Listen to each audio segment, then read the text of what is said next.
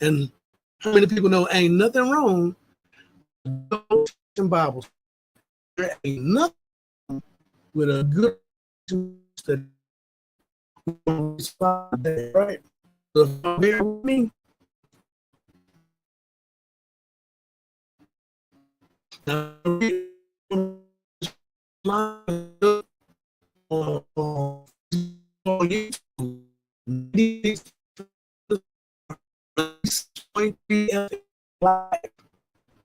the four beasts, Daniel, Revelation.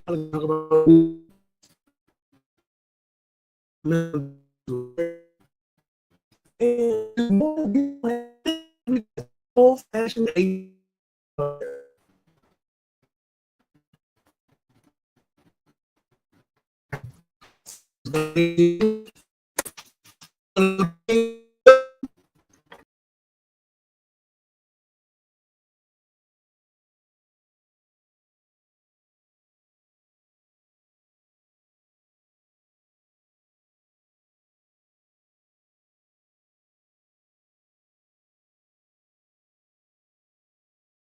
all right, order.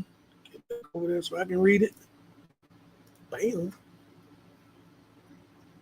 Daniel chapter 2. The reason is wise. And in the second year of the reign of Nebuchadnezzar, Nebuchadnezzar dreamed dreams, wherewith his spirit was troubled and his sleep brake from him. And the king commanded to call the magicians and the astrologers and the sorcerers and the Chaldeans to show king. So the king stood, and the king said to them, Spirit was troubled to the truth. Then the king of Syria, live forever. The dream and show interpretation. The king answered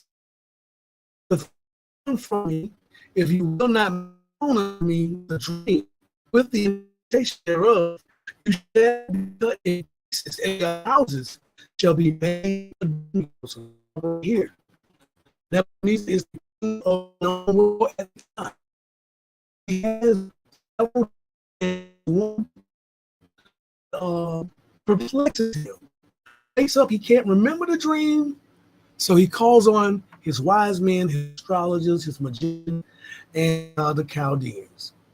These are supposed to be wise men who are supposed to know how to interpret dreams, tell the future, read the stars. You get what I'm saying. So they say to the king, if you tell us your dream, we can tell you what it means. But this is not what the king expects to receive from them. The king says, if you can't tell me what I dreamed, and if you can't tell me what it means, then I'm going to kill you, and I'm going to turn your house into a dung hill. Now, if you don't know what a dung hill is a pile of boo-boo. It's a pile of fertilizer. So what he says is he's going to cut those people into their homes and their families into a pile. Verse 6. But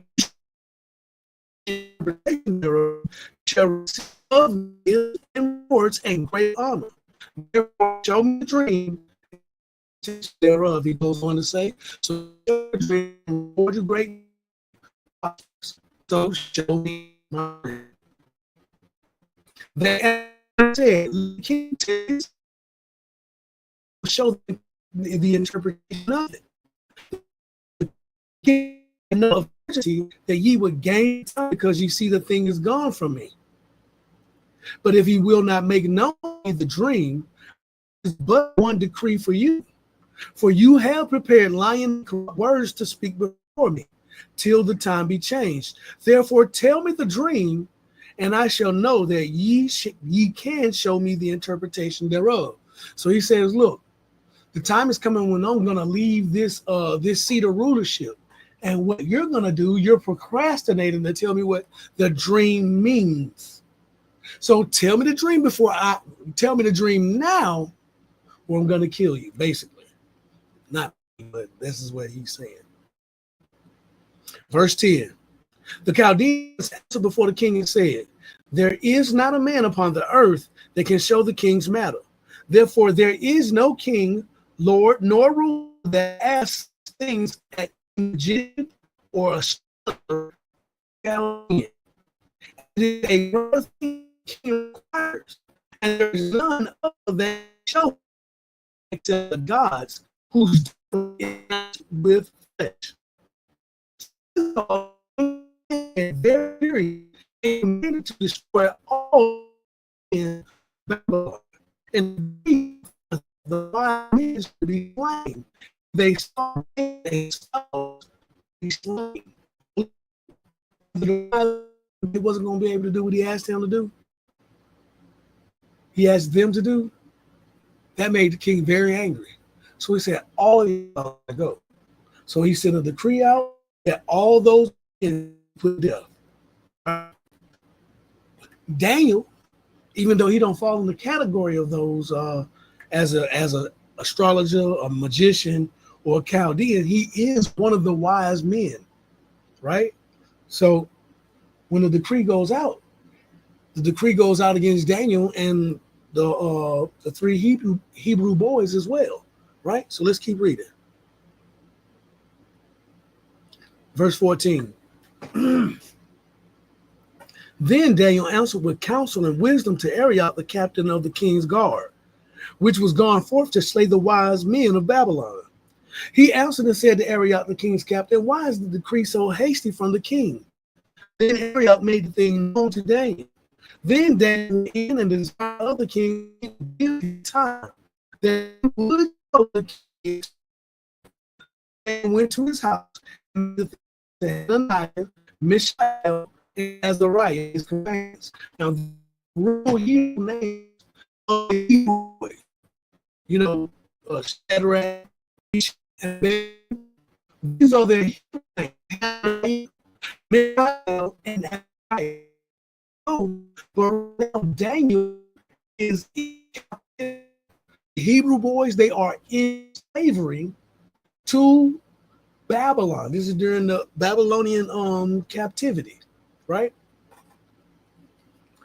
So Daniel goes home. He hollers at his homeboys, Hananiah, Mishael, and Azariah, his companions, that they would desire mercies of the Most High of heaven concerning this secret, that Daniel and his fellows should not perish the rest of the wise men of Babylon.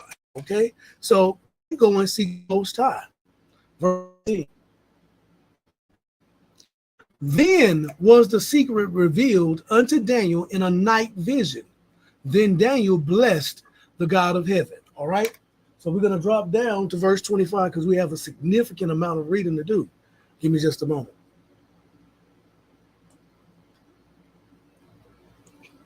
Verse 25. Then Arioch brought in Daniel before the king in haste and said, I made captives of that will make known unto the king, whose name was Belshazzar.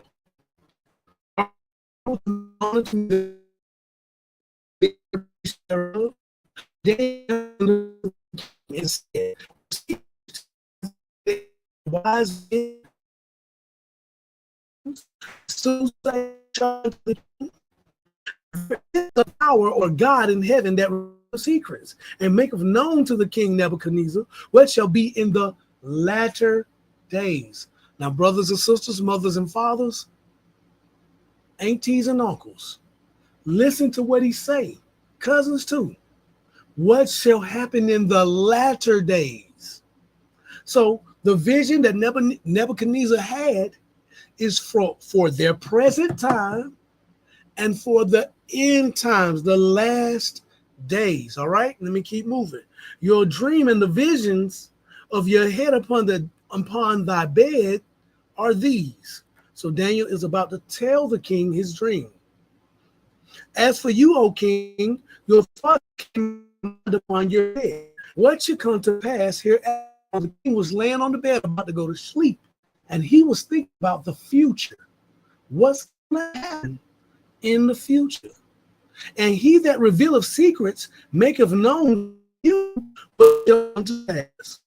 As for me, revealed to me any wisdom that I have more than this, but for their own interpretation of the king, and that thou must know the thoughts of your heart. So, saying he didn't receive this wisdom of this knowledge, but for the people in the future, is understand the things that he's been pondering. Okay, you got me? That's good. Verse 3, what is this? Verse 31. You, O king, thou, O king, beheld a image. This great image, whose brightness was excellent, stood before you, and the form thereof was terrible. This image's head was fine, his breast and his arms silver, his belly and his thighs brass, his legs of iron, his feet part of iron and of clay. Thou sawest till that a stone was cut out without hands, which smote the image upon his feet that were of iron and clay, and brake them to pieces. Then was the iron, the clay, the brass, the silver, and the gold broken to pieces together, and became like the shaft of threshing floors. And the wind carried them away, that no place was found for them. And the stone that smote the image became a great mountain and filled the whole earth. Now look, Daniel just described what the king of Babylon dreamed. What Nebuchadnezzar dreamed was the entirety of times of. Listen to me. You know, Jesus said was going to be trodden underfoot by the Gentiles until the time of the Gentiles be fulfilled. Daniel, in his night vision, well, not yet. This is Nebuchadnezzar's vision. Read Daniel's vision. Nebuchadnezzar, in his night vision, witnessed this thing happen. Okay? So he watched the whole time of the Gentiles pass. Let me read it to you.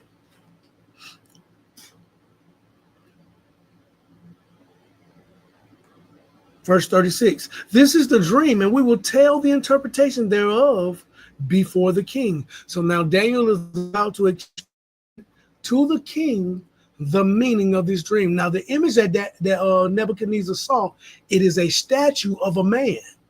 Okay? Now he's going to break down the sections, the bodily sections of the man, to explain the kingdoms that will arise in the Gentile kingdoms. Okay? Excuse me. Let's go. Verse 37. Thou, O king, art a king of kings, for the God or the power of heaven has given you a kingdom, power and strength and glory. And wheresoever the children of men dwell, the beasts of the field and the fowls of the heaven hath he given into your hand, and hath made you ruler over them all. You are this head of gold. So the kingdom of Babylon, the king of Babylon, is the head of gold in his dream. Okay? And after you shall arise another kingdom inferior to you. So the gold is superior, silver coming next is inferior. So there's going to be another kingdom that comes after Babylon. Is going to be inferior to Babylon, and another third kingdom of brass, which shall bear rule over all the earth. So what did he do? He just named the first three world powers in this earth. First one, Babylon. The second one, we're gonna let Daniel tell us who the second world power is going to be in Daniel chapter 8. We're not ready for that yet, though. But here we understand and we can see in the scripture plainly that Babylon is the head of gold. Let's keep it moving. So he goes on to say, verse 40, and the fourth kingdom shall be strong as iron, for as much as iron breaketh in pieces and subdues all things, and as iron that breaketh all things shall it break in pieces and bruise. So this last kingdom, this fourth kingdom, is going to be a kingdom of iron. The same way iron can be used to break things that are made out of gold, the same way iron can be used to break things that are made out of silver, the same way iron can be used to break things that are made out of brass, this kingdom is going to go into the earth and it's going to break, it's going to crush, it's going to mangle, and it's going to destroy. Okay? This is the vision that Nebuchadnezzar is having. All right. Verse 41. And whereas you saw the feet and toes, part of potter's clay and part of iron, the kingdom shall be divided, but there shall be in it of the strength of iron. For as much as thou sawest the iron mixed with miry clay. Now, miry clay is mud and water. What did the Creator make human beings out of? What did he make Adam out of? Out of the dust of the ground, all right? We are, what they say, we roughly 70%, 70 or something percent water. All right, let me keep it moving. Verse 42. So he's talking about this fourth kingdom, the people of this fourth kingdom. And as the toes of the feet were part of iron and part of clay, so the kingdom shall be partly strong and partly broken. 43. And whereas you saw iron mixed with muddy clay or miry clay, they shall mingle themselves with the seed of men. So wait a minute. The fourth kingdom, the kingdom of iron, they're going to come through and mix themselves with the seed of men. They're going to mix themselves with human beings, but they shall not cleave one to another. They ain't going to be able to get along, though. Even as iron is not mixed with clay. Verse 44. And in the days of these kings shall the God of heaven set up a kingdom. So look, after these four kingdoms, remember, Jerusalem is going to be trodden underfoot until the times of the Gentiles have been fulfilled. So let me read verse 44. And in the days of these kings shall the God of heaven, the power of heaven, set up a kingdom which shall never be destroyed. And the kingdom shall not be left to other people, but it shall break in pieces and consume all these kingdoms, and it shall stand forever. So the kingdom that the Creator sets up after the Gentile kingdoms, after the times of the Gentiles, is going to be set up, and it's going to stand forever. You got me? All right. Now he's going to explain the stone that was cut without hands. For as much as you saw that the stone was cut out of the mountain without hands, and that it break in pieces the iron, the brass, the clay, the silver, and the gold, the great God hath made known to the king what shall come to pass hereafter. And the dream is certain, and the interpretation thereof sure. Now I want to take your mind back. I want to scroll back up to where this great stone that was cut out smashed the foot and the pieces of that kingdom, the pieces of that image, was broken up into tiny pieces and scattered like chaff. Where is it? Verse 34. It says, thou saw till that a stone was cut out without hands. We know this stone to be the Creator, Yeshua HaMashiach, which smote the image upon his feet that were of iron and clay, and break them to pieces. Verse 35. Then was the iron, the clay, the brass, the silver, and the gold broken to pieces together, and became like shaft of the sum of threshing floors. Now, what is shaft? If you ever harvest wheat, this is the ancient way they harvested wheat. They chop down the stalks, they take it to a flat, they take the stalks of wheat to a flat place, and they take what's kind of like a pitchfork, and they stab the wheat. They just shank it and throw it in the air. Shank it and shake it so that the wheat can be separated from the shaft. The actual edible part is inside the the hull, right? So the wheat is inside of the shaft. You keep the wheat falls to the ground, and the shaft is blown away with the wind. The shaft is of no value. Okay? So he's saying that the stone is going to smite this image or the remainder of this Gentile kingdom, and it's going to be grind to pieces. It's going to be small. It's going to be blown in the air like shaft. You get me? All right, where is that? 35. Verse 36. This is the dream, and we will tell the interpretation thereof to the king. All right, so now we want to go to Daniel chapter 7.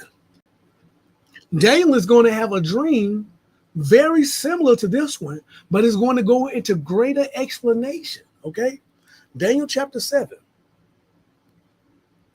And I hope I don't lose your attention, but because I'm not using a whole lot of the dramatics, I'm just reading you the Bible and explaining to you about the times of the Gentiles. This last kingdom that's being described, we are now living in it. And we're going to prove that thing today with the help of the Most High, of course.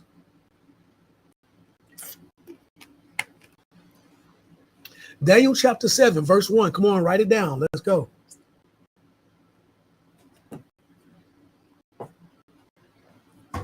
Daniel chapter 7, verse 1. In the first year of Belshazzar, king of Babylon, Daniel had a dream and visions of his head upon his bed. Then he wrote the dream and told the sum of the matters. Daniel spake and said, I saw in my vision by night, and behold, the four winds of heaven strove upon the great sea. And four great beasts came up from the sea, diverse one from another. The first was like a lion and had eagle's wings. I beheld the wings thereof were plucked, and it was lifted up from the earth, and made stand upon the feet as a man, and a man's heart was given to it. Now look, we just read Daniel chapter 2.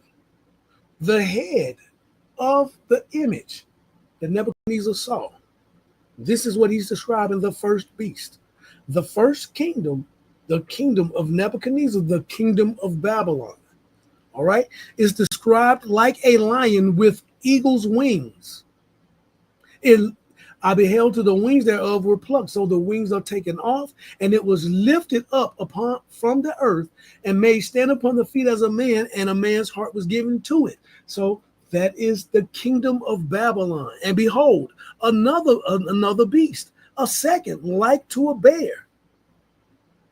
And it raised up itself on one side, and it had three ribs in the mouth of it, between the teeth of it.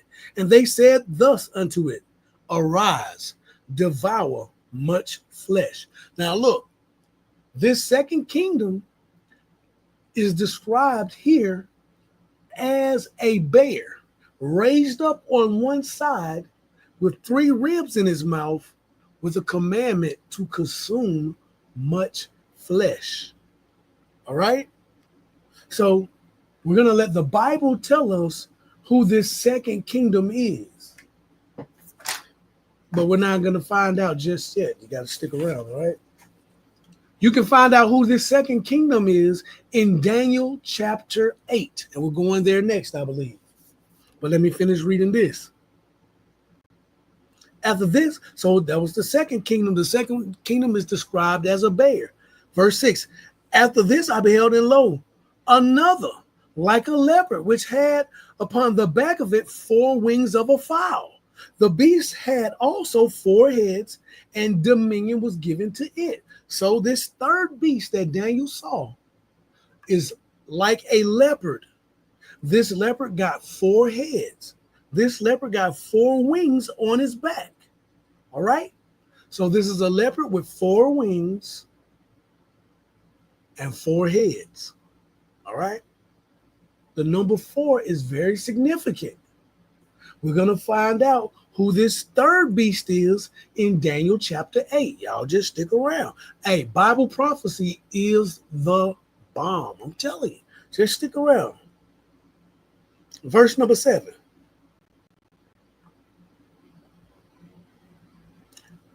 This is Daniel chapter 7, verse 7. After this I saw in the night visions, and behold, a fourth beast, dreadful and terrible, and strong exceedingly. And it had great iron teeth. It devoured and brake in pieces, and stamped the residue with the feet of it. And it was diverse or different from all the beasts that were before it. And it had 10 horns. So listen, the other beasts that Daniel described, they look like animals that we can recognize, right? This beast right here, he don't give an animal description. It just says this beast is scary looking and terrible to look at. It got iron teeth. And what it does is very destructive. It breaks in pieces, and whatever it breaks, it stomps to powder. Daniel goes on to say it was diverse from all the beasts that were before it. So this government or this system of rulership or the person running it is different from all the other ones that was before it. You got me? Verse 8. Now Daniel is still telling us about his vision. Verse 8, I considered the horns, and behold, there came up among them another little horn, before whom there were 3 of the first horns plucked up by the roots. And behold, in this horn were eyes like the eyes of man, and a mouth speaking great things. Now, people got a lot of theories about who this little horn is. They got a lot of theories about what this little horn has done. We ain't gonna focus on that right now. Right now, what we're gonna focus on is what his kingdom does. You can get caught up into trying to figure out who's who and who's what. If the Messiah said we're gonna know the tree by the fruit that it bears. So if we recognize the kingdom, we recognize what's going on in the kingdom, we can understand what's going on, okay? So let's go. We're going to drop down to verse 9, still moving in Daniel chapter 7. Y'all heard me read this plenty of times because I like to read this part, this verse here. This is Daniel chapter 7. Let me hit this water real fast. This is Daniel chapter 7, verse 9. Daniel says, I beheld, he looked till the thrones were cast down. What thrones? The thrones of those beasts or those kings who were ruling. And the Ancient of Days did sit, whose garment or clothes was white as snow, and the hair of his head like the pure wool. So let me ask you a question. Does God the Father have a head? Does he have a physical body? Because if he don't have a body, he can't wear clothes. And if he doesn't have a head, he can't have hair. But we read it in the Bible right here that the Ancient of Days, who we know to be the Father, has a body. He's wearing a garment that is very white, and he has a head. And the hair on his head is like pure wool. His throne, which means he must be sitting down, was like the fiery flame, and his wheels as burning fire. Verse 10, a fiery stream issued or flowed and came forth from before him. So there's I guess what looks like lava or fire water flowing right in front of his throne. Thousands ministered unto him. So there's like millions of angels is ministering to him, and 10,000 times 10,000 stood before him. The judgment was set, and the books were opened. So look, the Ancient of Days got the books open. Verse 11. And I beheld, or I watched, then because of the voice of the great words which the horn spake. Which horn? That little horn. That's on the fourth beast, right? That little horn. I beheld even till the beast was slain, and his body destroyed and given to the burning flame. So look, Daniel said he watched. I want you to understand, Daniel, in his vision, he's seeing the future.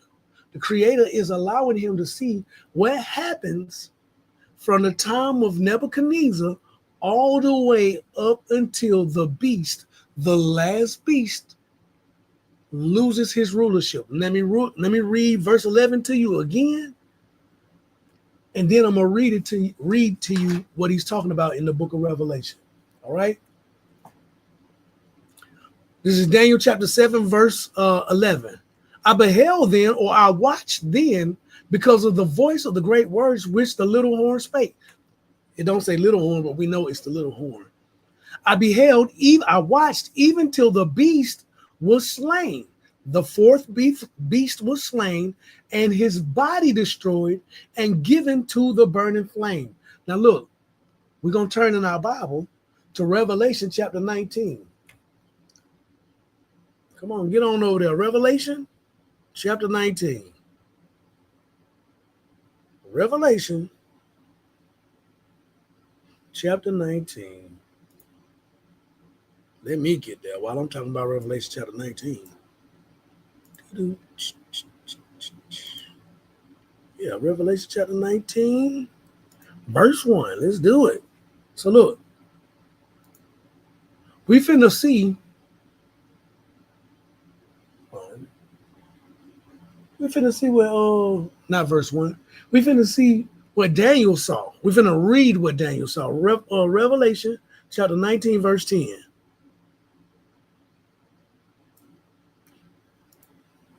We read a verse. We really want to start at verse 11, but we're gonna read verse 10 because verse 10 is cool. All right. Revelation chapter 19, verse 10. It said, and this Daniel talk, not Daniel. This is John talking. He says, and I fell at his feet to worship him. And he said unto me, see, thou do it not. I am your fellow servant and of your brethren that have the testimony of Jesus. Worship God, for the testimony of Jesus is the spirit of prophecy. So look, when we read the words of prophecy, now what Daniel saw was the word of prophecy.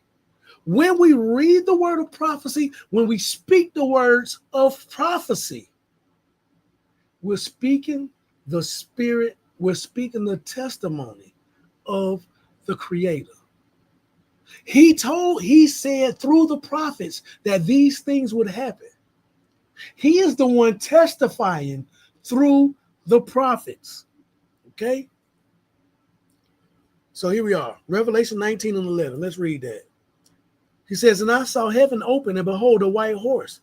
And he that sat upon him was called Faithful and True. And in righteousness he doth judge and make war. So who are they talking about? They're talking about Yeshua HaMashiach, Jesus the Anointed, Jesus the Christ. Some people call him Yeshua. Some people call him Yeshua. Some people call him Yeshua. Some people plainly simply call him Jesus.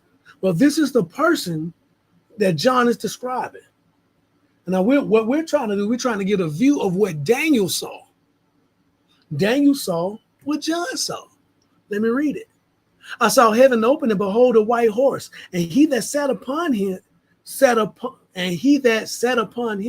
was called Faithful and True, and in righteousness he doth judge and make war.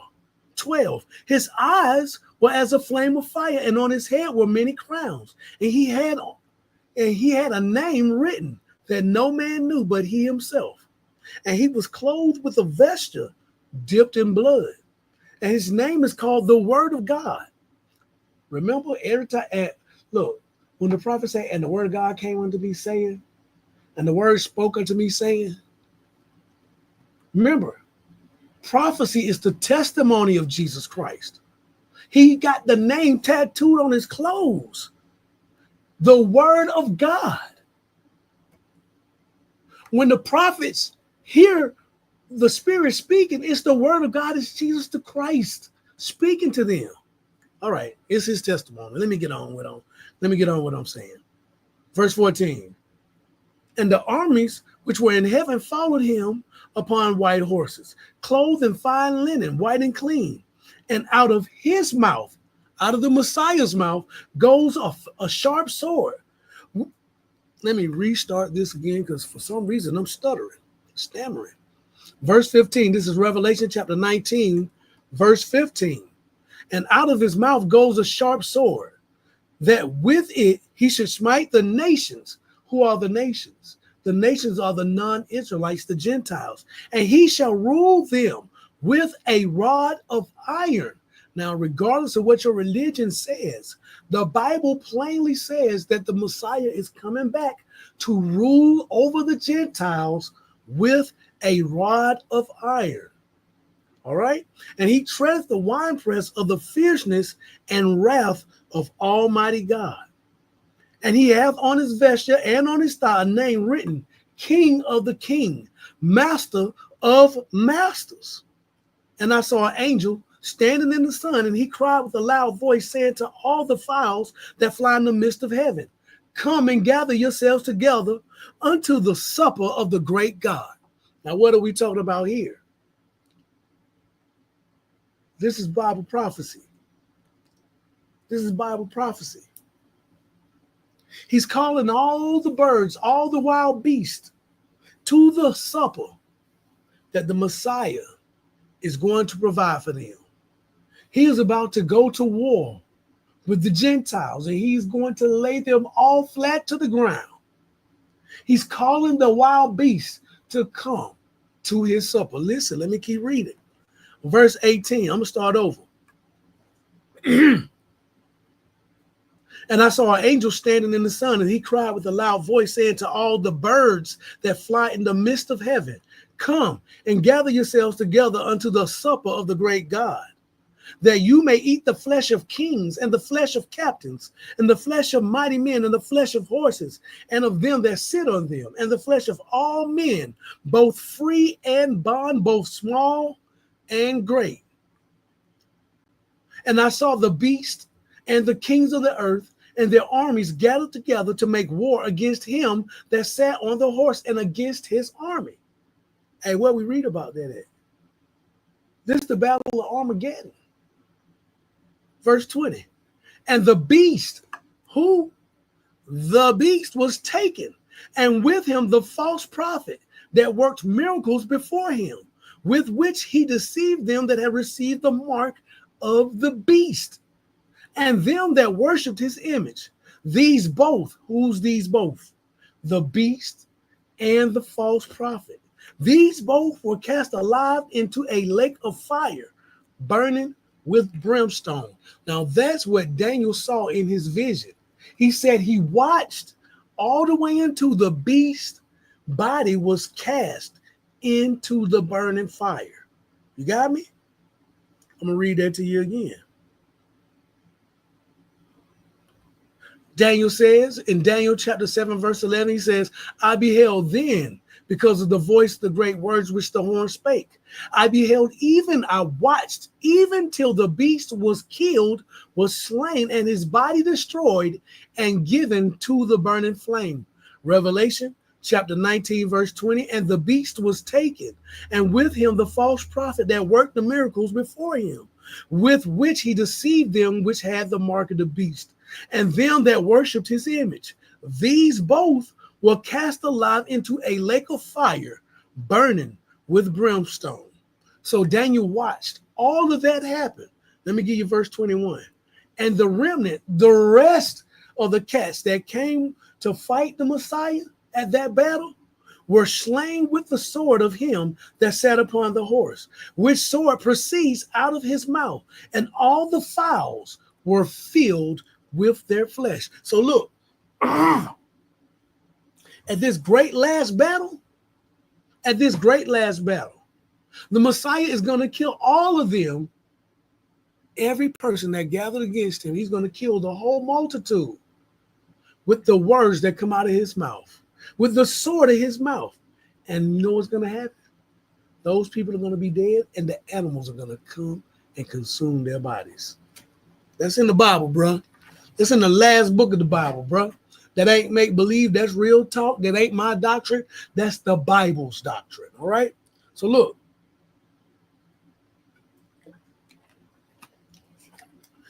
This ain't a part of the lesson, but I want to see if I can show you this again. Let's go to, because the Bible says the same thing over and over again all throughout. All right. So Where does it say this at? They could be cast alive into the. Let's go to. Man, let's go to Isaiah.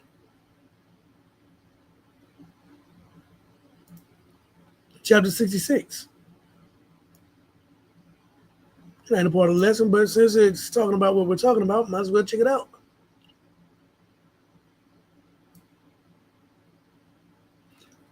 Isaiah chapter 66. I really want Zechariah. That's really what I should have. Let me write Zechariah. I really want Zechariah. That's really what I want. But let me give you this first. Isaiah chapter 66, verse 22. For as the new heavens and the new earth which I will make shall remain before me, saith the Most High, so shall your seed and your name remain. So look, we know there's going to be a new heaven. We know there's going to be a new earth. We know that the new Jerusalem is going to come down to earth out of heaven from God. That's Revelation chapter 21 or chapter 20. I can't remember. Don't worry. I'm going to go to it and read it for you. Let me read this first. For as the new heavens and the new earth, which I will make, shall remain before me, says the Most High, so shall your seed and your name remain. What seed? The seed of Israel. Just like we read in Daniel chapter 7, he said he's going to give the kingdom to the children of Israel and no other people is going to possess it. You got me? Verse 23, and it shall come to pass that from one new moon to another and from one Sabbath to another shall all flesh come to worship before me, says the Most High. Man, I lost my place. Verse 24, and they shall go forth and look upon the carcasses of the men that have transgressed against me. For their worm shall not die, neither shall their fire be quenched, and they shall be an abhorring of all flesh. So look, who is this in the fire? Who is this in the fire? Who is this in the fire? Well, we know the beast's going to be in the fire. We know the false prophet going to be in the fire. Let's go to Zechariah chapter 14. Zechariah chapter 14. Let's get there. This ain't part of the lesson, but it's sure talking about what we talking about. So you got to give me a minute. I didn't prepare for this part, but since it's on the top of my head, we want to give it to you. Zechariah chapter 14, verse 1. Behold, the day of the Most High cometh. The day, I don't like saying it. Never mind, don't worry about it. Behold, the day of the Most High cometh, and your spoil shall be divided in the midst of you. For I will gather all nations, all Gentiles, against Jerusalem to battle. Remember, we just read about the great battle, about the birds being called, the animals being called, so they can feast upon the bodies. For I will gather all nations, all Gentiles against Jerusalem to battle. And the city shall be taken, and the houses rifled, and the women ravished, and half of the city shall go forth into captivity, and the residue of the people shall not be cut off from the city. Verse 3, then shall the Most High go forth and fight against those nations, as when he fought in the day of battle. And his feet shall stand in that day upon the Mount of Olives. What day is that?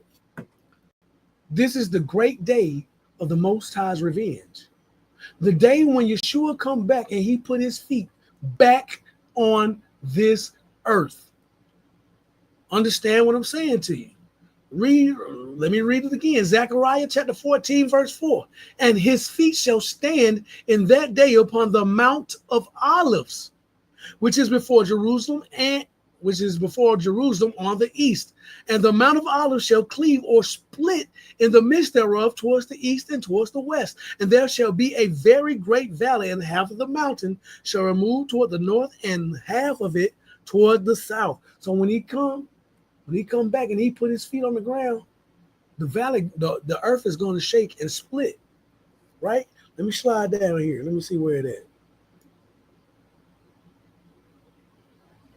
Verse 6, and it shall come to pass in that day that the light shall not be clear nor dark, but it shall be one day which shall be known to the Most High, not day nor night. But it shall come to pass that at evening time it shall be light. And it shall be in that day that living water shall go out from Jerusalem, half of them toward the former sea, and half of them toward the hinder sea. In summer and in winter shall it be. And the Most High shall be king over all the earth. In that day shall there be one master, and his name one. Sliding down, verse 12. Now, verse 12 is what we read in the book of Revelation. The slaying of the group that came. Never mind, don't worry about it. We'll read it. Zechariah chapter 14, verse 12. And this shall be the plague wherewith the Most High will smite all the people that have fought against Jerusalem. Remember the great feast for the birds? Remember him coming on a white horse and the armies of heaven riding on white horses for this battle? All right. This shall be the plague wherewith the Most High will smite all the people that have fought against Jerusalem. Their flesh shall consume away while they stand upon their feet, and their eyes shall consume away in their holes, and their tongue shall consume away in their mouth. And it shall come to pass in that day that a great tumult from the Most High shall be among them, and they shall lay hold every one on the hand of his neighbor, and his hand shall rise up against the hand of his neighbor. So look, the Most High going to cause confusion among those Gentiles, and they're going to begin to fight amongst themselves and begin to kill themselves, one neighbor against the other. And then you know what's going to happen? The children of Israel are going to join that fight. And Judah also shall fight at Jerusalem, and the wealth of all the heathen round about shall be gathered together, gold and silver and apparel in great abundance. You feel me? Let me keep reading. So, after the great battle, after the kingdom is set up, verse 16, and it shall come to pass that everyone that is left of all the nations which came against Jerusalem, so everybody that remains of these Gentiles that came against Jerusalem, shall even go up from year to year. Every year, we got holy days. Every year, according to the Hebrew calendar, according to the Israelite calendar, we got holy days. Sanctified, set apart moeds, they're called in Hebrew. These are divine appointments. It says that, these holy days. Verse 17, and it shall come to pass, whoso will not come up of all the families of the earth. I'm sorry, I ain't even read verse 16. In a hurry, trying to explain these holy days. Let me give you verse 16. Zechariah chapter 14, verse 16. I know we got to get back over there to Revelation and Daniel. Give me a second. Zechariah chapter 14, verse 16. And it shall come to pass that everyone that is left of all the nations which came against Jerusalem shall even go up from year to year to worship the King, the Most High of hosts, and to keep the Feast of Tabernacles. 17, and it shall be that whoso will not come up of all the families of the earth. So all the families of the earth are the Gentiles. The Israelites are the ones who live in Jerusalem. They're the ones who are the people of the Most High. The rest of the families of the earth are the ones who are doing this. Verse 17, and it shall be that whoso will not come up of all the families of the earth unto Jerusalem to worship the King, the Lord of hosts, even upon them shall be no rain. So there will be a drought. Let's say Ireland don't feel like coming to Jerusalem to worship. Then the land of Ireland ain't going to get no rain. The land of Egypt, if they don't feel like worshiping, they ain't going to get no rain. Whatever family feels like they don't want to come and keep the feast, the Bible says that their land will get no rain. And if the family of Egypt go not up and come not, that have no rain, there shall be the plague wherewith the Most High will smite the heathen that come not up to keep the Feast of Tabernacles. This shall be the punishment of Egypt and the punishment of all nations that come not up to keep the Feast of Tabernacles. So you know what that means? The same way we don't not we, the same way most people don't want to acknowledge that they have to keep God's Sabbath day. They don't want to acknowledge that they have to keep the feast of Passover, not Passover, the feast of unleavened bread, the feast of Passover, all the biblical feasts that are named in the book that are ordained for us to keep. You don't want to keep them here in time, in the kingdom, in eternity. We're going to be keeping these feasts anyway. You see what I'm saying?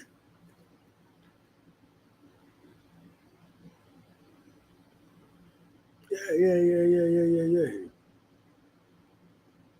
He said, let me read 19 again. This shall be the punishment of Egypt and the punishment of all nations that come not up to keep the Feast of Tabernacles. So after the battle, after the Most High comes and sets up his kingdom in the earth, whatever Gentile family don't want to come and keep these feasts like they're supposed to do year by year, that kingdom ain't gonna have no rain. He gonna starve them out. I didn't make that up. I just read it to you. If you got your Bible, you can read it too. All right. So we're headed back to Daniel because we're still trying to figure out about this fourth beast.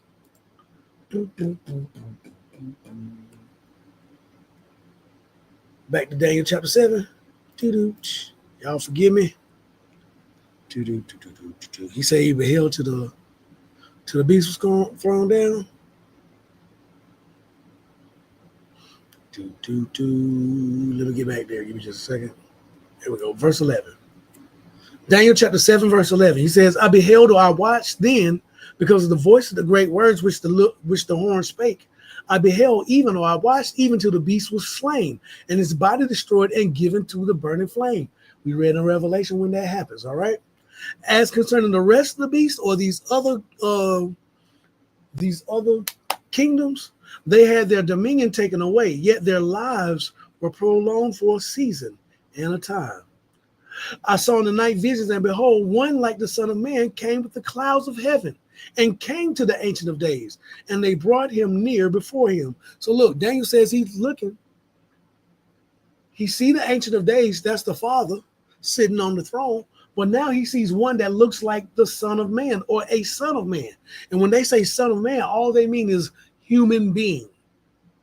And I saw in the night visions, and behold, one like the Son of Man came with the clouds of heaven and came to the Ancient of Days, and they brought him near before him. So look, Jesus cannot be the Father. They can't be the same person. The Father is sitting on the throne. The angels are bringing Jesus on a cloud to the Father. Listen to what he says. Listen to what it says. And there was given him dominion and glory and a kingdom that all people, nations, and languages should serve him. His dominion is an everlasting dominion which should not pass away, and his kingdom which should not be destroyed. So who gave the Son the kingdom?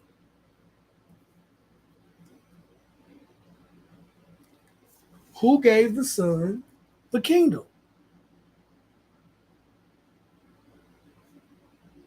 The Father, the Ancient of Days, gave the Son of Man the kingdom. All right? The Father can't be the Son. They different people. Let me keep moving. I'm going to show you that they are different people. Let's go to 1 Corinthians chapter 15.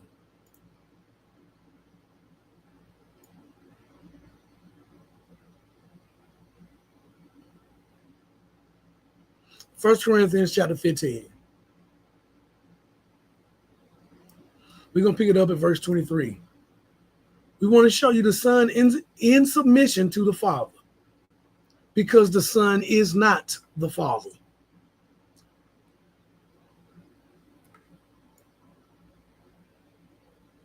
Verse 23.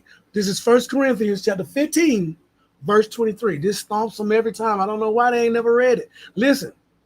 This is 1 Corinthians chapter 15, verse 23. It reads in this wise: but every man in his own order, Christ the first fruits, afterward they that are Christ, at his coming. In other words, everybody gonna get their just reward. If you earned it, you earned it. If you didn't, if you earned enough to be at the top, you're gonna get what you earned. If you earned enough to be at the bottom, that's where you're gonna be at. All right.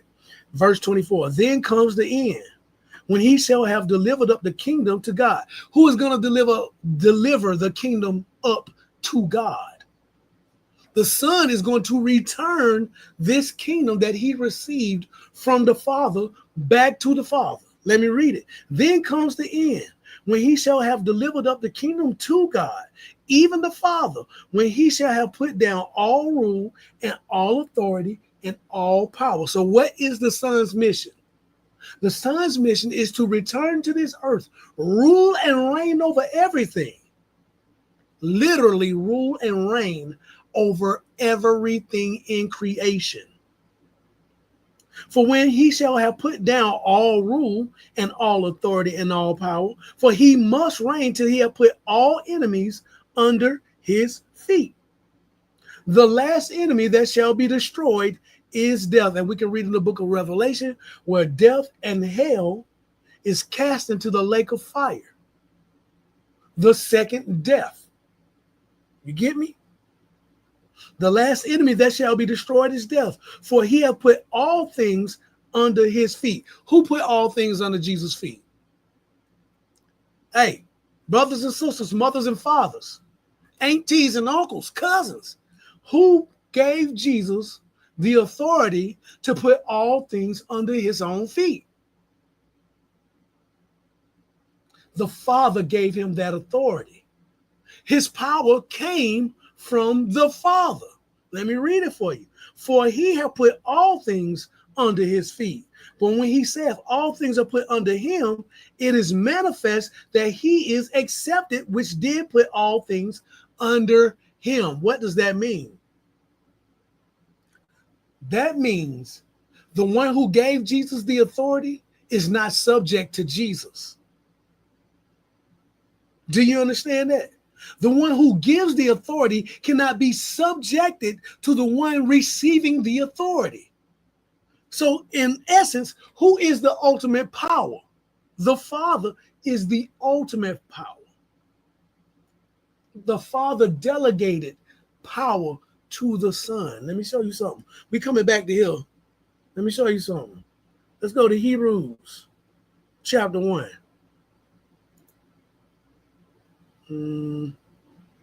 If I can find it. Hebrews chapter 1.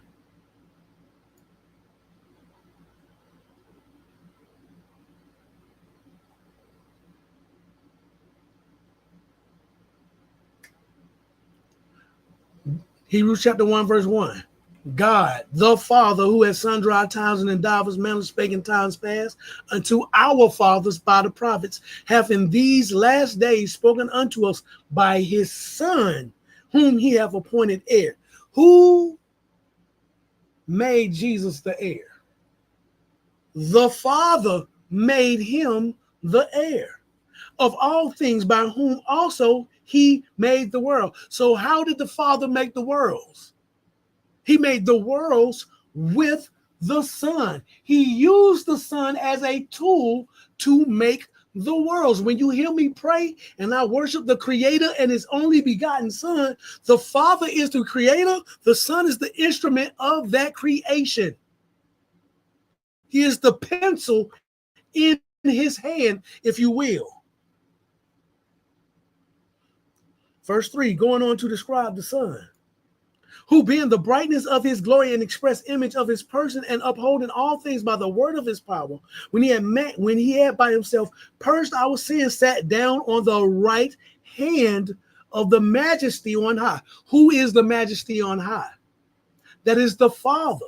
He said, after the Son purged our sins, he went up to glory and sat on the Father's right hand.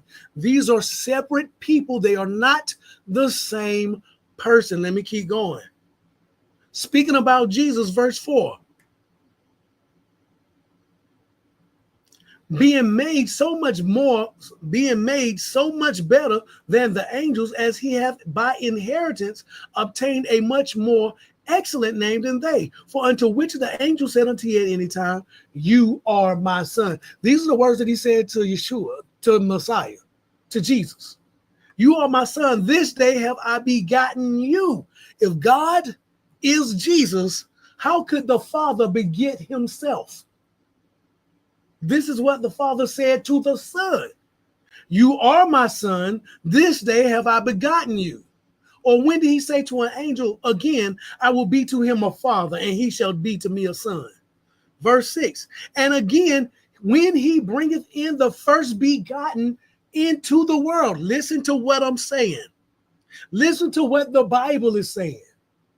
When the Father brought in the first begotten into the world, he said, and let all the angels of God worship him.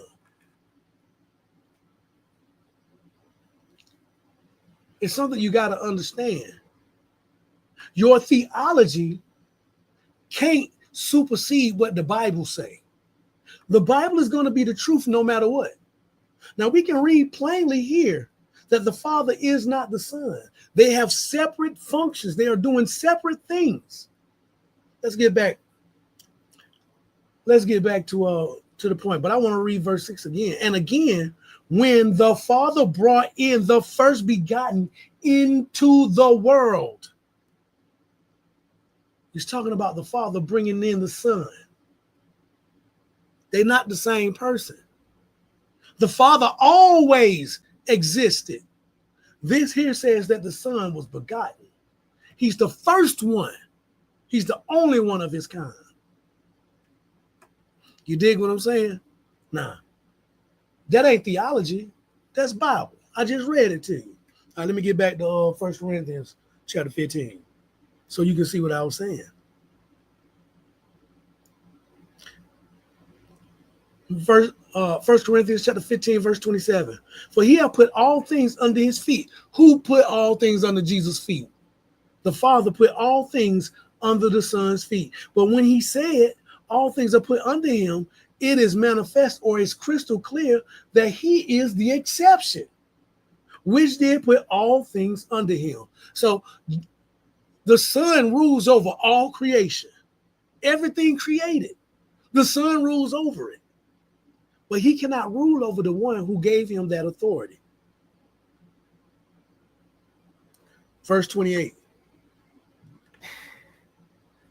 And when all things shall be subdued unto him, when Yeshua, Jesus the Christ, when the Messiah has come back and he put everything under him, then shall the Son also himself be subject unto him that put all things under him. So the Son is going to give the kingdom back to the Father. We read in Daniel chapter 9, that wasn't chapter 9, Daniel chapter 7, where the Father gives the Son the kingdom. Here we're reading where Paul is telling us that the Son is going to return the kingdom to the Father after he's put all things under his feet. Verse 28, when all things shall be subdued unto him, then shall the Son also himself be subject unto him that put all things under him, that God or the Father may be all in all. Family, understand, the Father is going to be number one, no matter what. All right, they ain't the same person. Got me? I got one more place I can show you that at. But I think that would be taking me off the point of the, well, you know what? Yeah, let's do it. Let's go to Revelation. Let's go to the book of Revelation. I think it's chapter 3. I think it's chapter 3. Yeah.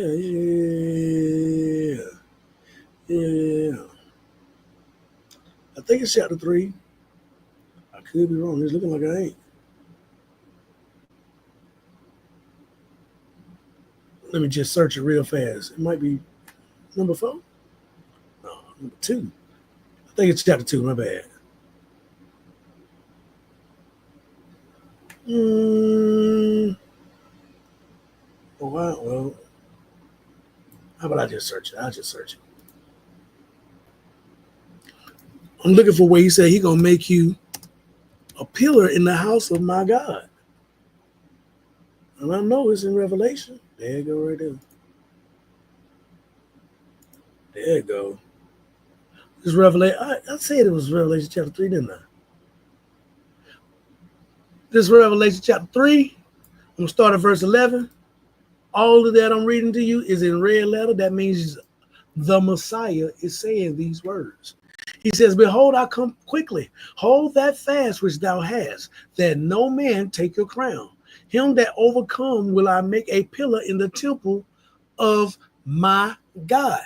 Who is Jesus' God? Who is the God of Jesus the Christ? If Jesus the Christ is God, if Jesus the Christ is the Father, then these statements don't make sense. Let me read it to you. Revelation chapter 3, verse 12. Him that overcome will I make a pillar in the temple of my God, and he shall go no more out. And I will write upon him the name of my God, and the name of the city of my God, which is New Jerusalem, which comes down out of heaven from my God.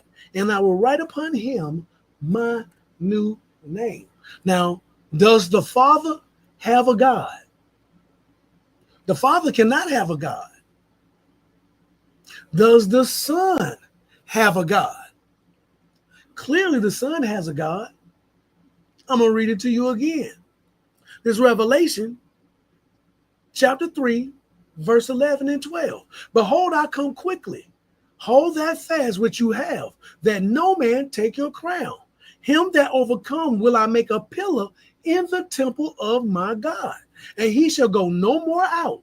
And I will write upon him the name of my God, and the name of the city of my God, which is Jerusalem, which cometh down out of heaven from my God. And I will write upon him my new name. So here we're reading, Jesus is clearly identifying himself as someone separate from the Father. You understand what I'm saying? Okay, all right. Now let me get back to my lesson. Oh, well, Daniel. Oh, was it Daniel? Yeah, Daniel chapter 7. My bad. I know I took the long way around that time, didn't I? Daniel chapter 7. Let's get back to it.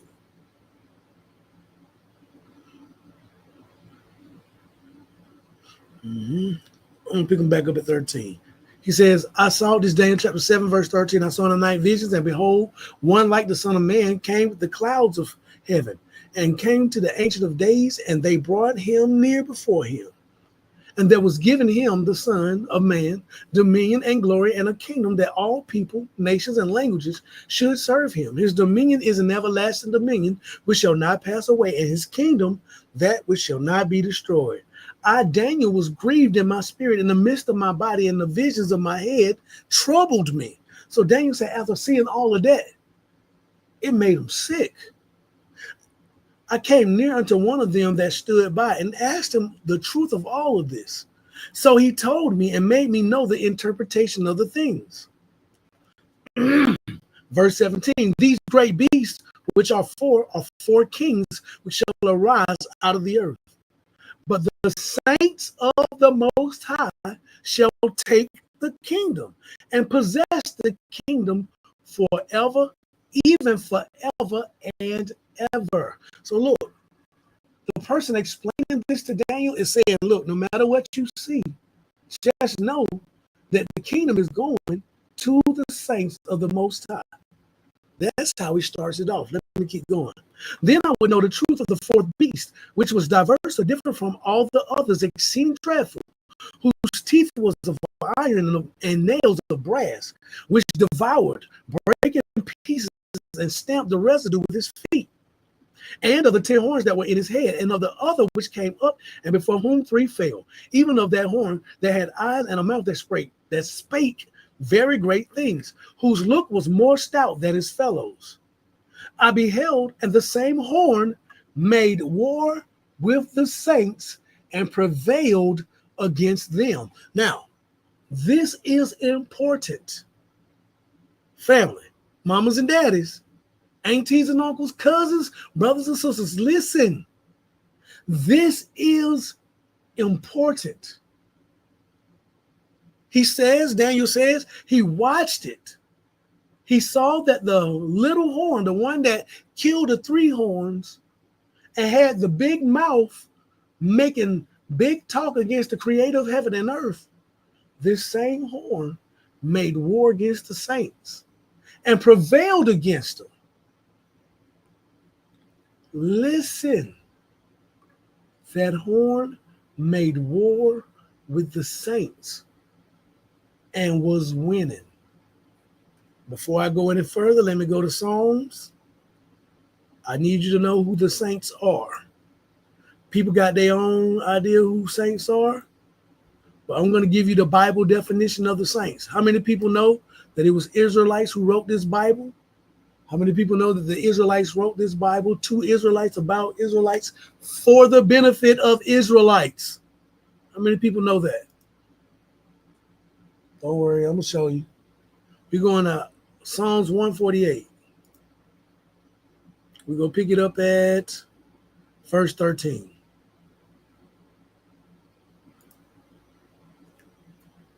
Psalms 148, verse 13 and 14. Write this one down. Let them praise the name of the Most High, for his name alone is excellent. His glory is above the earth and heaven. He also exalts the horn of his people. So he said, look, I should have started verse 12. Verse 12 says, both young men and maidens, old men and children, let them praise the name of the Most High. For his name alone is excellent. His glory is above the earth and heaven. So look, the people going to praise their God. Then the God is going to exalt the people. He also exalts the horn of his people, the praise of all his saints, even the children of Israel. Who are the saints? Even the children of Israel, a people near unto him. Praise ye the Lord. And when you read praise ye the Lord, the word there is hallelujah. Okay? So the psalmist is telling us, when we read the word saint in the Bible, it's talking about the children of Israel. It ain't talking about anybody who want to label themselves a saint. It's talking about the children of Israel. All right, so let me go back.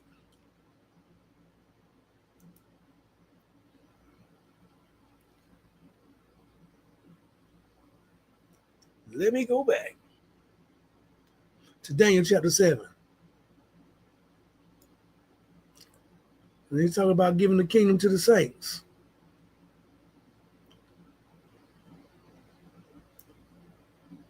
Verse 25, Daniel chapter 7, verse 25. What was that, 21? I'm sorry. Let me double check. Yep, verse 21. And I beheld, and the same horn made war with the saints. The saints are the Israelites. We're going to read that in Revelation. Because hold on, we're going to read about the war that he's going to make with the saints in Revelation chapter 12. We're going to read 12 and 13 next. I hope. I don't know if I got time. But you know what? Yeah. Verse 22. Until the Ancient of Days came and judgment was given to the saints of the Most High. And the time came that the saints possessed the kingdom. Thus he said, the fourth beast shall be the fourth kingdom upon the earth, which shall be diverse from all kingdoms, and shall devour the whole earth, and shall tread it down and break it in pieces. And the 10 horns out of this kingdom are 10 kings that shall arise, and another shall rise after them, and he shall be diverse from the first, and he shall subdue 3 kings. And he shall speak great words against the Most High, and shall wear out the saints of the Most High. So what's going to happen? This spirit, this king, this person, this personality is going to persecute the Israelites in the earth and think to change times and laws. What times and laws? The times and laws that are important to those people. And they shall be given into his hand until a time and times and the dividing of times. This is very important. We're going to Revelation chapter 12. so you can understand what this is about. I know I said I was going to tell you who the second and third kingdom is.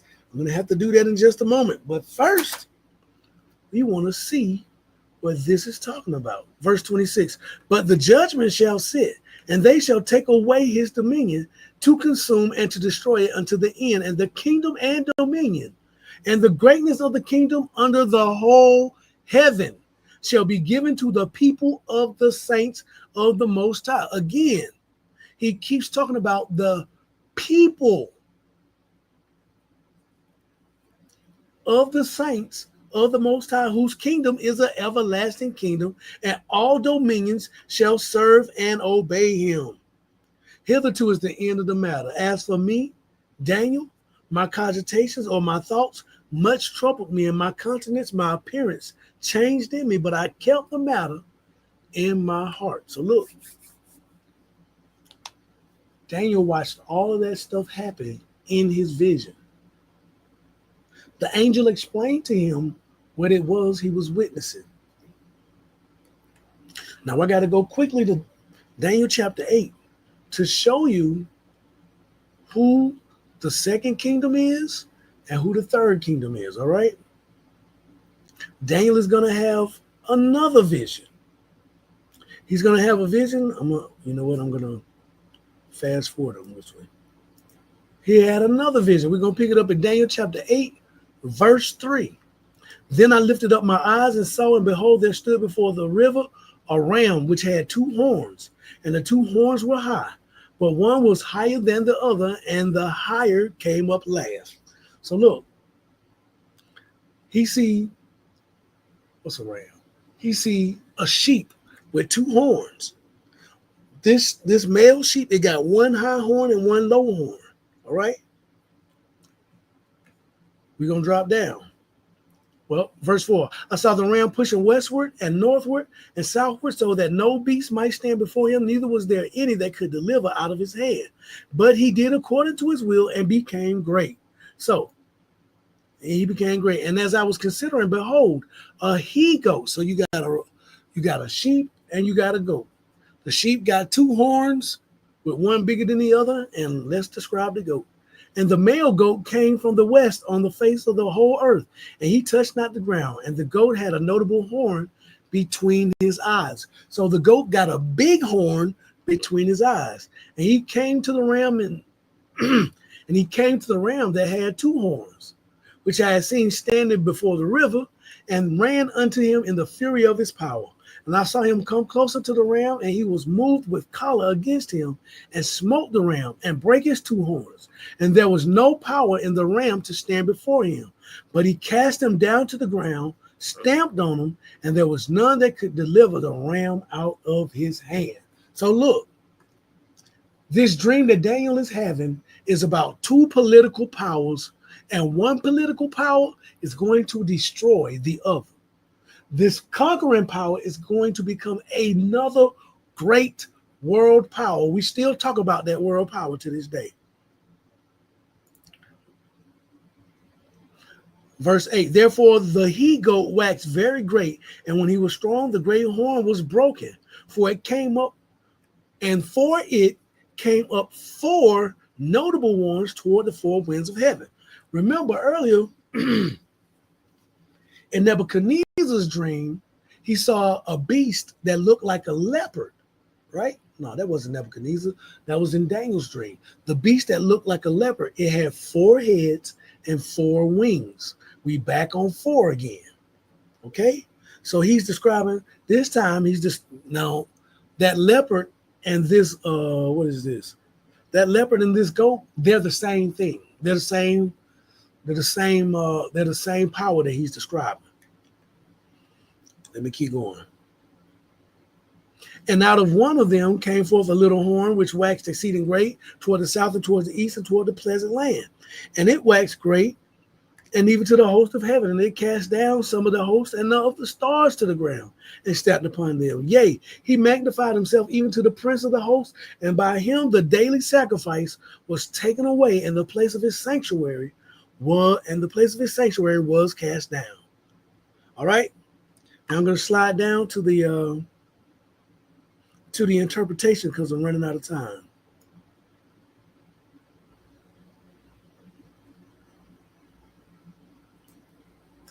The angel Gabriel comes to Daniel to explain what he just saw.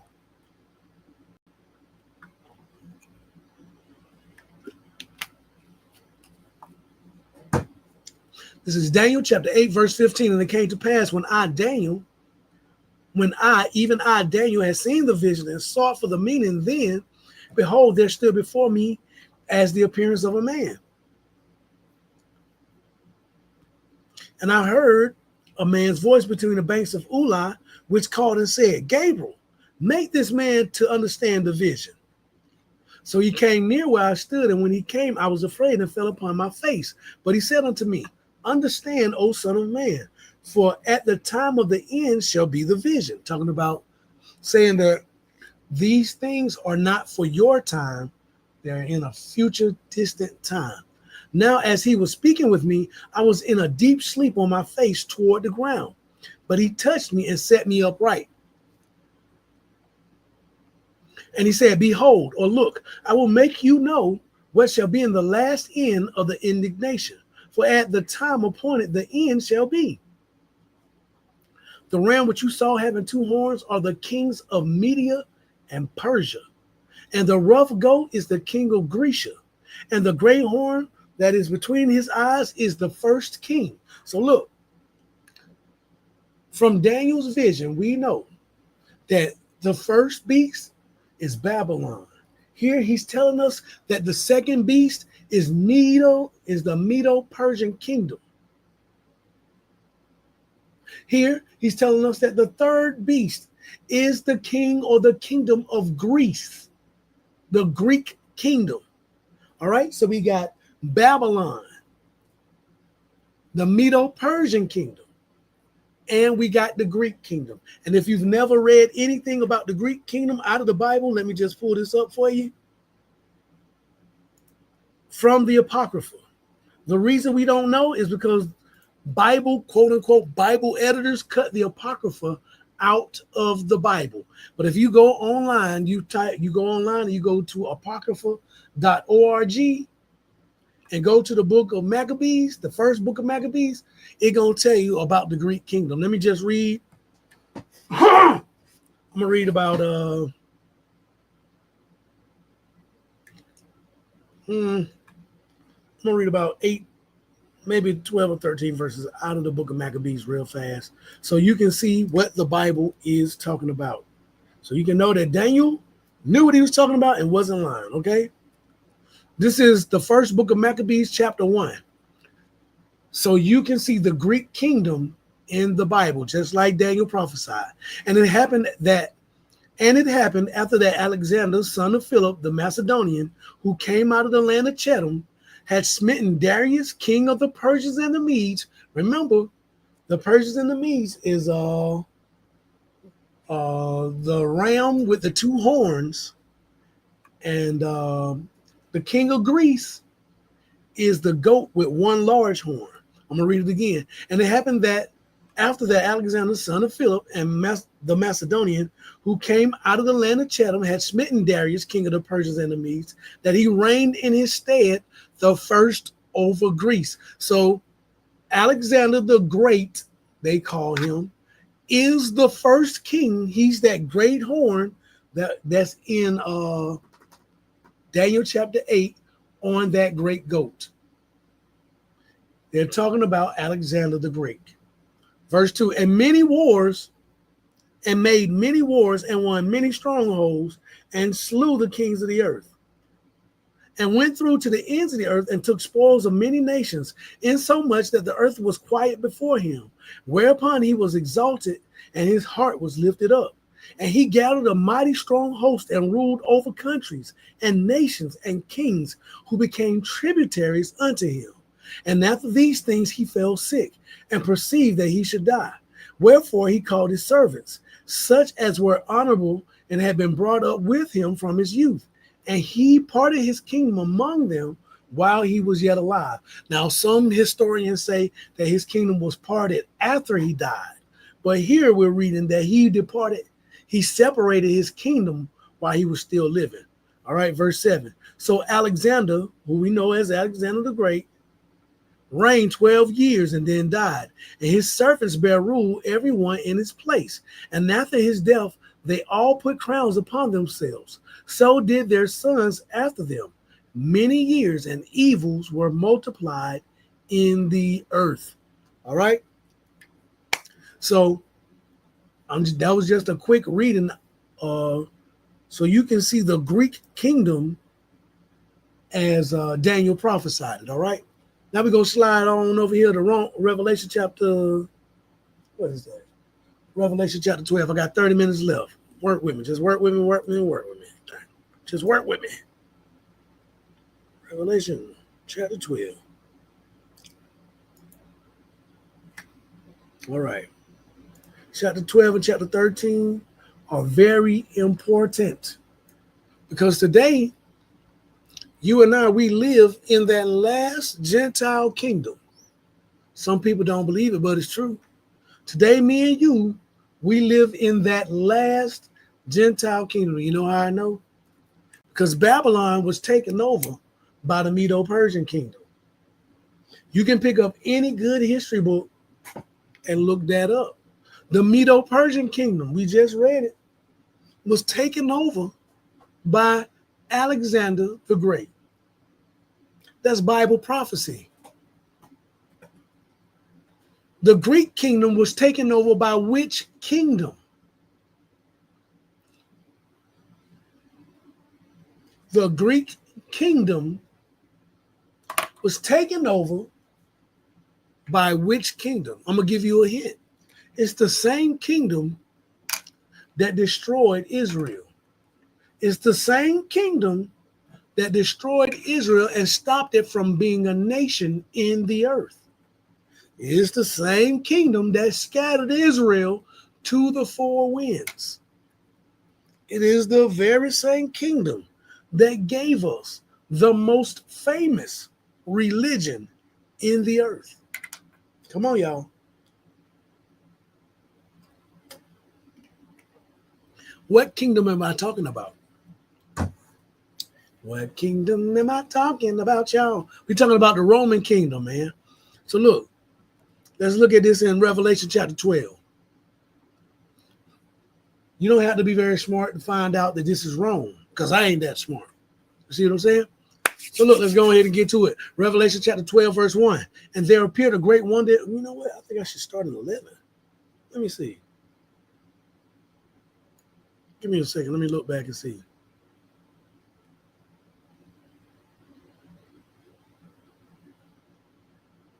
I don't want that. I was thinking about something else.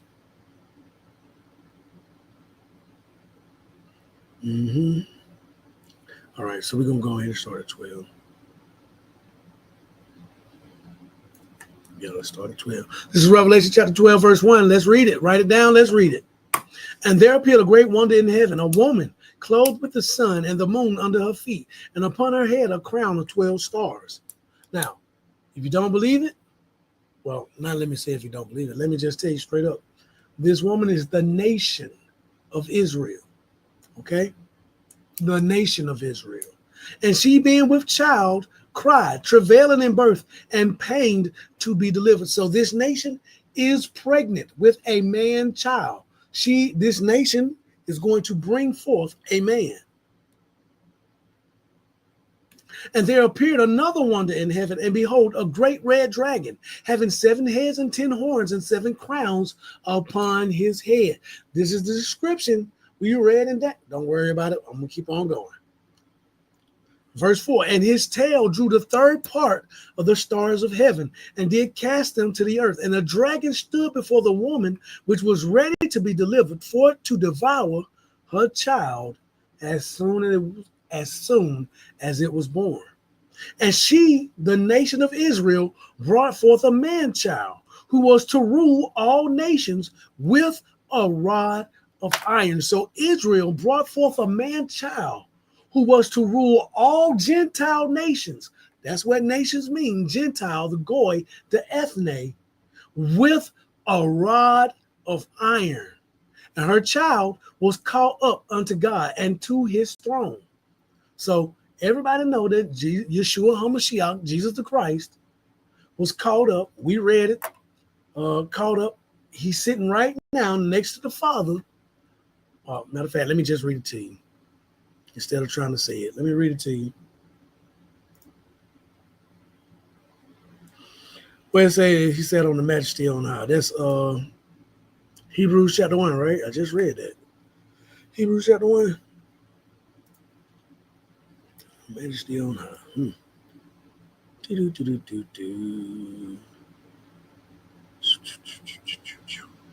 Well, you know what?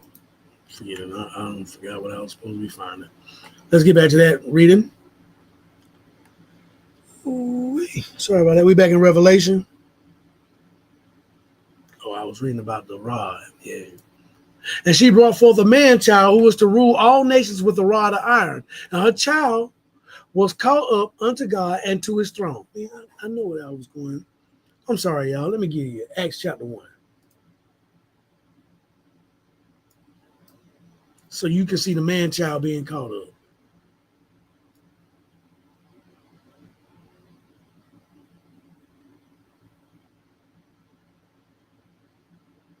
Acts chapter 1.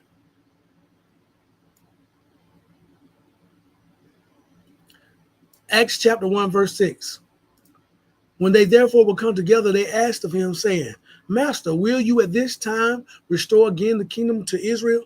This is after his resurrection. The disciples are talking to the master. Say, hey, are you going to restore the kingdom now, sir? Verse 7, he said unto them, it is not for you to know the times or the seasons which the Father hath put in his own power. But you shall receive power after that the Holy Ghost has come upon you. And you shall be witnesses unto me both in Jerusalem and in all Judea and in Samaria and unto the utmost part of the earth. And when he had spoken these things, while they beheld, he was taken up, and a cloud received him out of their sight. And while they looked steadfastly toward heaven as he went up, behold, two men stood by them in white apparel or white clothes, which also said, you men of Galilee, why stand you gazing up into heaven? This same Jesus which is taken up from you into heaven shall so come in like manner as ye have seen him go into heaven. So look, that same man child that was taken up into heaven, that's Jesus Christ. That's our Savior. All right. We back in Revelation, chapter 12, verse 5. Let me hurry up. And she brought forth a man-child who was to rule all nations with a rod of iron. And her child was caught up unto God and to his throne. We know who that was. We just read about it happening. All right. And the woman fled into the wilderness where she hath a place prepared of God that they should feed her there 1,260 days.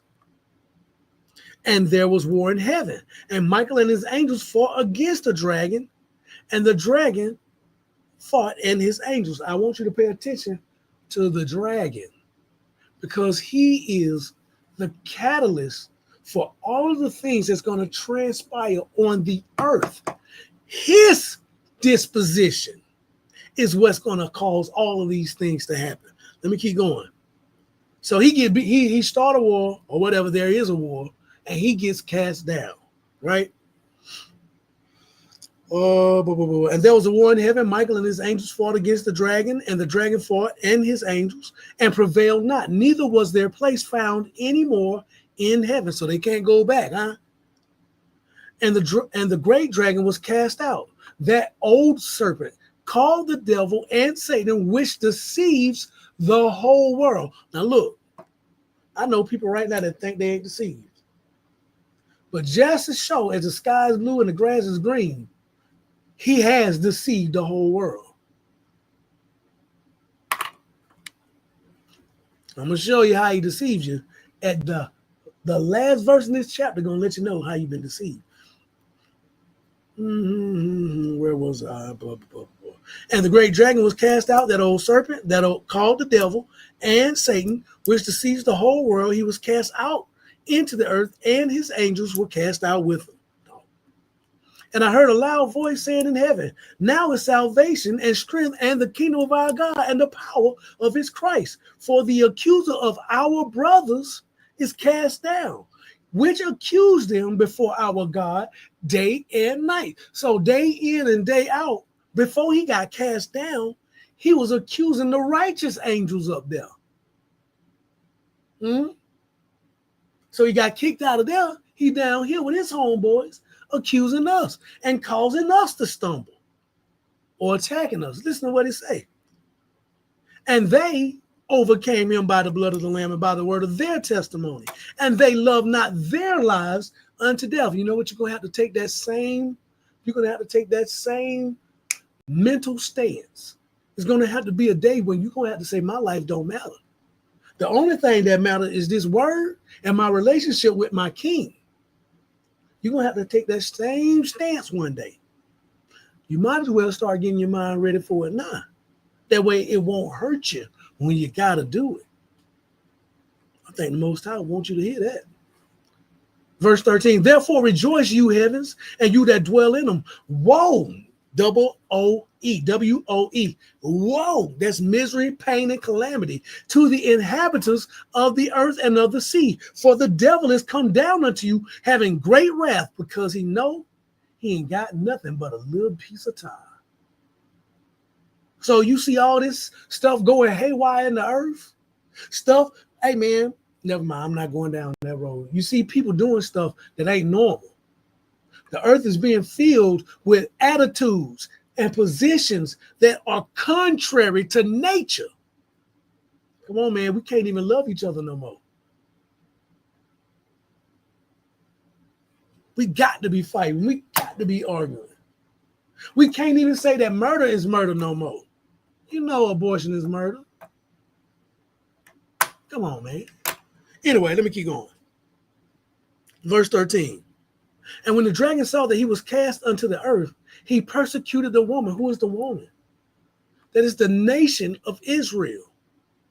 Remember, everything that happens behind the resurrection and ascension of the master in the earth is based off of this guy's attitude. When he get kicked out and get down here, listen to what he do. And when the dragon saw that he was cast into the earth, he persecuted the woman which brought forth the man-child. So whatever nation gave birth to the Messiah, the Romans have persecuted those people throughout history. You don't believe me? We're going to be able to track this junk through history. And the woman were given 2 wings of a great eagle, that she might fly into the wilderness, into her place where she is nourished for a time and times and half a time from the face of the serpent. And the serpent cast out of his mouth water as a flood after the woman, that he might cause her to be carried away of the flood. And the earth helped the woman, and the earth opened her mouth and swallowed up the flood which the dragon cast out of his mouth. Now listen, this is how the devil, that serpent, that dragon, has deceived the whole world. The one thing that the Creator is looking for when he come back,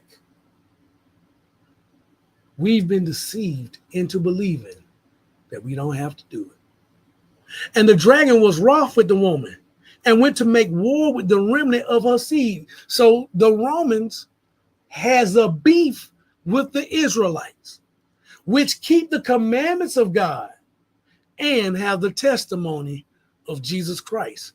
Now, pause for a moment. I know I'm late in my lesson, and I'm going to run out of time before I get the chance to beat the point home.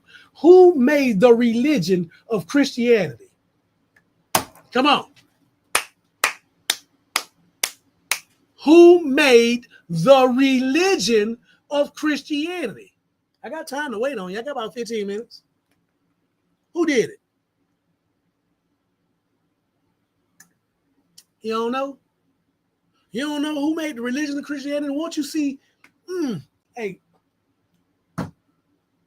let's take a walk through history.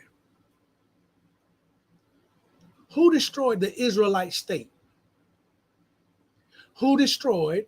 Well, let me say it this way. Who colonized Israel? during Jesus' day. It was that fourth kingdom. The Romans, who are Europeans even unto this day, colonized Northeast Africa, the place you know as Israel or Palestine. That's right. And the Romans persecuted those people and caused them to scatter throughout the world. The Romans, I've read it many times before. Matter of fact, I don't think I have time to pull it up now. Let's see. I ain't got time to pull it up now. I don't even have it ready. But if you look up Eusebius's church history, they're going to tell you plainly and clearly. The Romans are the ones who destroyed Jerusalem. They destroyed the temple. They depopulated Jerusalem and the surrounding country. Then they recolonized it with a different race of people, i.e., the Romans. They changed the city's name, the city's architecture, and the population. It became a Roman city. That's where they begin to develop. You can go and check out Constantine and Constantinople and all of those different developments with the church fathers. The church. I'm trying to think of the people who were before the church fathers. The anti-church fathers, Antony's church fathers. I'm trying to remember the name. But you can go and look through and find out that all of these Gentiles came together and made the religion of Christianity. I stand behind the Bible 100%. The Bible and what it teaches. But when I find error in a religion, I have to point it out. Look, the devil deceived the whole world into believing that they don't have to keep the commandments of God. But we can read right here in the book of Revelation that the devil is persecuting only the people which keep the commandments of God and have the testimony of Jesus Christ. Now let me go on ahead and go to chapter 13. I don't know, maybe we'll pick it up next week. I don't know. Let me read Revelation chapter 13, verse 1. And I stood upon the sand of the sea, and I saw a beast rise up out of the sea, having 7 heads and 10 horns, and upon his horns 10 crowns, and upon his head the name of blasphemy. And the beast which I saw was like unto a leopard. Remember, we saw leopard in Daniel chapter 7. That's the body of Greece. And his feet, the feet of a bear. That's Medo-Persia. And his mouth, the mouth of a lion. That's Babylon. And the dragon gave him his power and his seat and great authority. Listen to me, man. Listen to me, family. The dragon who has a beef with the nation of Israel gave this beast power, authority, and his seat. In other words, Rome became a world power because it came in league or came into league with the dragon. I know I sound crazy. I know some people are going to be like, that boy gone. But if the Bible prophesied about Babylon, prophesied about Medo-Persia, prophesied about Alexander the Great in Greece, why the Bible can't be telling us that this last kingdom is a mixture of all those other kingdoms, and that the dragon, Satan, Lucifer, the cursed one, cursed be his name, is the power behind this world power. The Bible is saying that right there. Let me read it to you again. And the beast which I saw was like unto a leopard, and his feet were as the feet of a bear, and his mouth as the mouth of a lion. This beast is a composite creature built off of Greece, built off of Medo-Persia, and built off of what was that? Well, Babylon. That's wrong, man. And the dragon gave him his power and his seat and great authority. This is how Rome still is ruling in the earth. Y'all don't believe it. I'm going to show you, though. Verse 3. And I saw one of his heads as it were wounded to death, and his deadly wound was healed. And all the world wondered after the beast. And they worshiped the dragon, which gave power unto the beast. So look, in the beast system, in the beast worship system, because remember, the beast system is opposed to keeping the commandments of God and the testimony of Jesus Christ. The beast system, the beast worship system, is against those who keep the commandments of God and have the testimony of. Let me read it to you again, because folks are going to be like, Robert, making that up. This is Revelation chapter 12, verse 17. And the dragon was wroth with the woman and went to make war with the remnant of her seed, which keep the commandments of God. That's the Old Testament stuff that they said we ain't got to do. And have the testimony of Jesus Christ. Well, you say you keeping the law of Christ. Well, keep the law of Christ right on with the law of Moses. It's right there. Let me keep on going. Verse 4.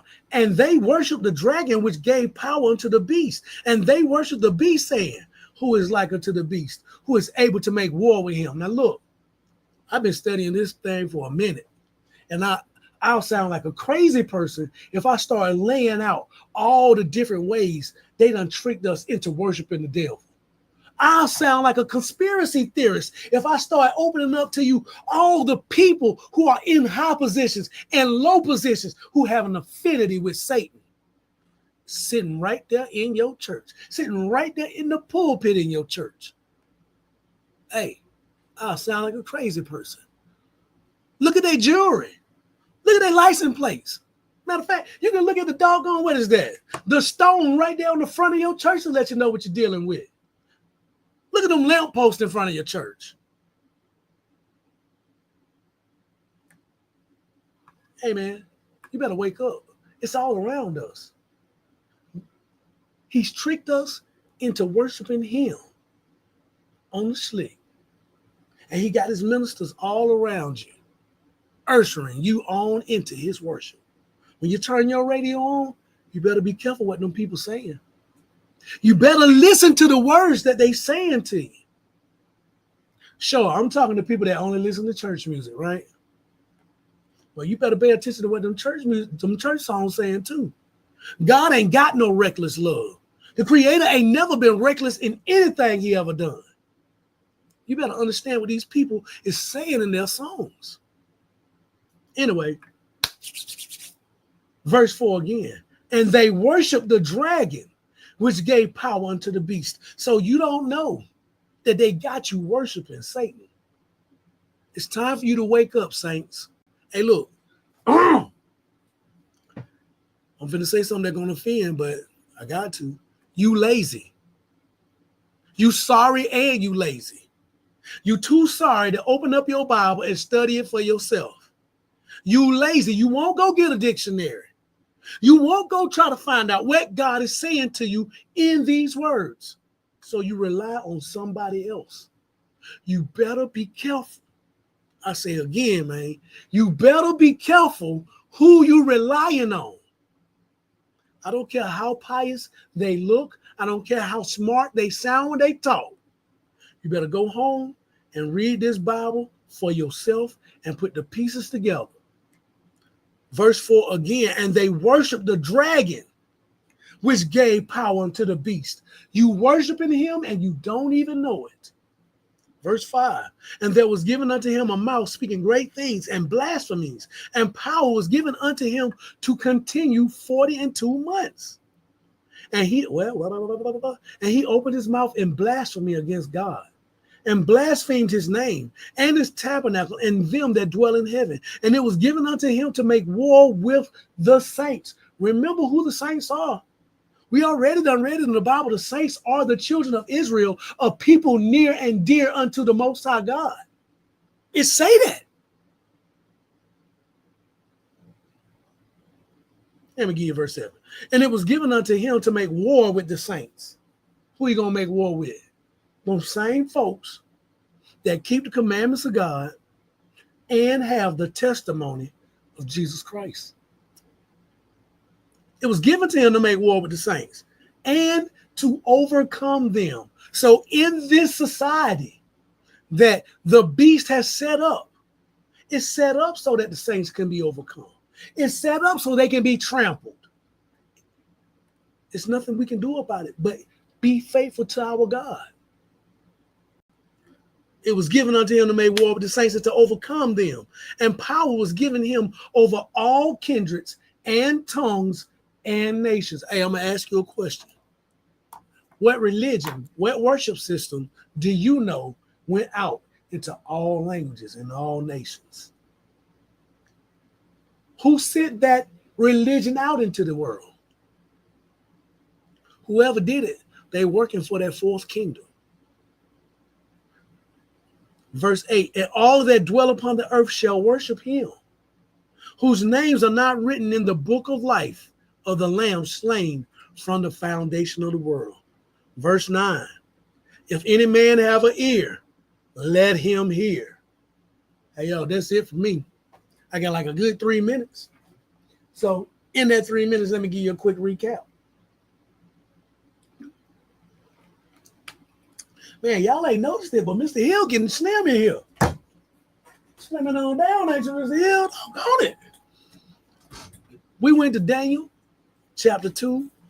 We got the vision that Nebuchadnezzar saw, showing the 4 future kingdoms that would rule the earth, the 4 future Gentile kingdoms that would rule the earth. We went to Daniel chapter 7 to prove who those kingdoms were. We went to Daniel chapter 8 also to prove who those kingdoms were. The first kingdom, Babylon. The second kingdom, Medo-Persia. The third kingdom, Greece. And the fourth kingdom in which we live right now, the kingdom of Rome. And if you don't believe Rome is still ruling, I want you to search Fasci. I don't know how to spell it. But search Fasci. It's a bundle. Try to spell it the best you can, but say bundle of sticks. The word Fasci is a bundle of sticks with 2 axes with an axe head coming out of it. It is the symbol for the rulership of Rome. Google and search, is the fascia in government buildings in the United States? And you're going to find out we still under Roman rulership. Blind and can't see. Hey, look. Also, we went to the book of Revelation to show you how Daniel saw the things in the book of Revelation. Well, you know, I got a minute. I might as well read my favorite script before I'm going to go ahead and do it. My bad, y'all. I said I wasn't going to do it, but I'm going to do it anyway. For the children of Israel and for the strangers that want to get there too. Most High made us a promise. He said, if we remember who we are and come back to him, he'll remember the covenant that he cut with our family. Deuteronomy chapter 30, and then I'm gone. And it shall come to pass when all these things will come upon you, the blessing and the curse which I've set before you, and you shall call them to mind among all the nations where the Lord your God have driven you. Man, what is going on here? Beep. And shall return unto the Lord your God, and shall obey his voice according to all that I command you this day, that you and your children with all your heart and with all your soul, that then the Lord your God will turn your captivity and have compassion on you, and will return and gather you from all the nations where he have scattered you. Let me just slide down to 7. And the Lord your God will put all these curses upon your enemies and on them that hate you and which persecuted you. And look, may the Most High bless you and keep you. May the Most High make his face to shine upon you and be gracious unto you. May the God of Abraham, Isaac, and Jacob lift up his glorious countenance upon you, upon your family, upon your home, and bring all y'all peace. May the name of our God rest upon every Israelite and every stranger that will keep the Sabbath day holy and will lay their hand on this righteous covenant. Hey, look, shalom, and I'm gone. Y'all pray for me.